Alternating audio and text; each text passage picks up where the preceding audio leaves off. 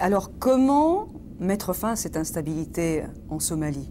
C'est une question très difficile. Ni Washington, ni Paris, Bruxelles ou d'autres capitales régionales ont trouvé une sorte de réponse.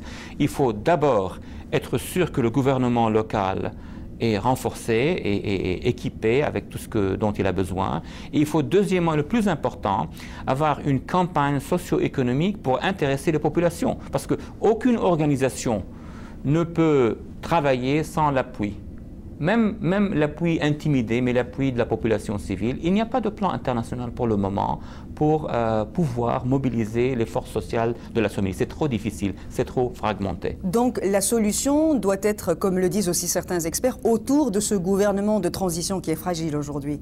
Il n'y a pas d'autre alternative que de renforcer ce gouvernement qui, aux yeux de la communauté internationale, est quand même islamiste. Donc ça a été déjà une concession d'accepter que le Mahakem forme le gouvernement. Maintenant, il faudrait bien que ce gouvernement islamiste puisse être fort pour qu'il puisse endiguer, to contain, les forces des deux milices et éventuellement être renforcé par la communauté internationale. Mon point est qu'il n'y a pas de plan international. Il y a seulement un principe qui a été annoncé par les États-Unis, par l'Union africaine, mais pas de plan pratique pour le moment. Est-ce que ce gouvernement de transition somalien et la communauté internationale, est-ce qu'ils peuvent être amenés dans un avenir proche à composer avec ces deux milices, c'est-à-dire à les inclure dans un futur gouvernement d'union nationale, je dirais, entre guillemets, Walid Farès? C'est une répétition, parce que rappelons-nous que le gouvernement précédent a subi des pressions énormes pour pouvoir dialoguer et composer avec les Mahakem, avec les tribunaux islamiques. Les tribunaux sont rentrés dedans, ils ont pris le gouvernement, maintenant il y a une nouvelle rébellion. Si on va appliquer ce modèle encore une fois, ce qui va se passer, c'est que les chefs de ces milices vont être amenés au gouvernement, d'autres chefs vont monter et vont se battre. C'est une question de puissance locale que ces chefs de guerre veulent obtenir. Donc ce qu'il faut maintenant, c'est un changement au point de vue social. Ce n'est plus une question de changement au point de vue politique. Il n'y a pas d'alternative en Somalie d'une nouvelle classe politique qui accepte le principe de changement de gouvernement. Alors, une solution dans l'immédiat a été proposée par le représentant spécial de l'ONU pour la Somalie, Ahmedou Ould Abdallah, disant pour contenir du moins les attentats et la violence au quotidien que vivent et que subissent les civils somaliens, il préconise la création d'une zone verte ultra sécurisée à Mogadiscio, comme celle qui existe à Bagdad, pour rapatrier donc les institutions qui sont à Nairobi, au Kenya, et pour permettre aussi à certaines instances comme la MISOM, la mission africaine en Somalie, de fonctionner sans qu'il y ait ces attentats et donc de protéger ce personnel-là. Est-ce que c'est une solution viable dans l'immédiat, Walid Farès? C'est encore la seule alternative. Il faut d'abord créer une zone très sécure, très sûre, où le gouvernement somalien pourrait se répandre et montrer au reste des autres provinces que c'est possible d'avoir une vie calme et stable, même si c'est sur une petite partie de la Somalie. C'est ce qui s'est passé en Irak. La zone verte est plus tard devenue la zone du gouvernement, et plus tard, l'Al-Qaïda a été isolée.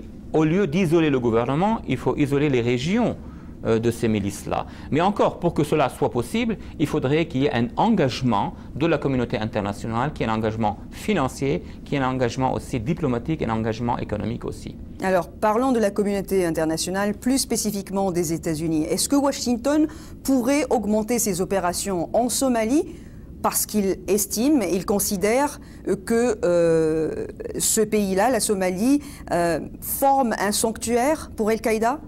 Absolument. Si la crise somalienne n'est pas résolue, cela va se répandre un peu partout.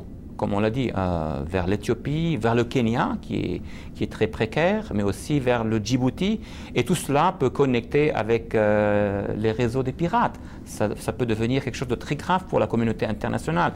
La situation stratégique de la Somalie n'est pas très isolée. Ce n'est pas l'Islande ou une île dans le Pacifique.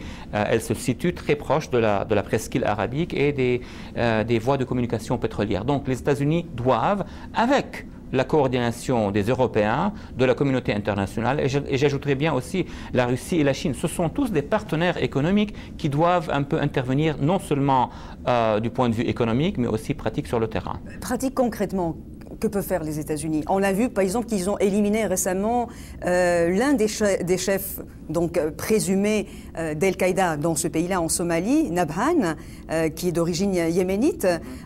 C'était un bon coup pour les Américains, mais que peuvent-ils faire au-delà de ces raids chirurgicaux, je dirais? Il y a plusieurs voies. La première voie est chirurgicale. C'est la voie antiterroriste. Ils doivent continuer leur lutte inlassablement contre l'Al-Qaïda per se.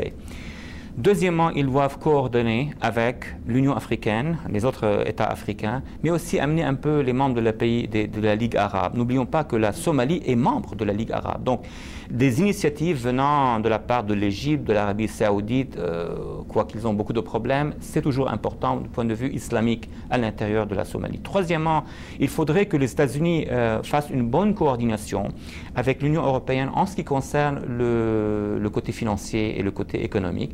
Mais aussi au point de vue des Nations Unies, il y a les deux autres grandes puissances qui sont la Russie et la Chine. Ils peuvent faire beaucoup. La Chine a beaucoup d'investissements dans la région.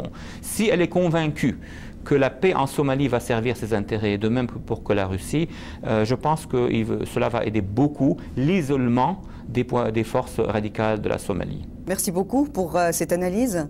Merci bien d'être venu. Merci.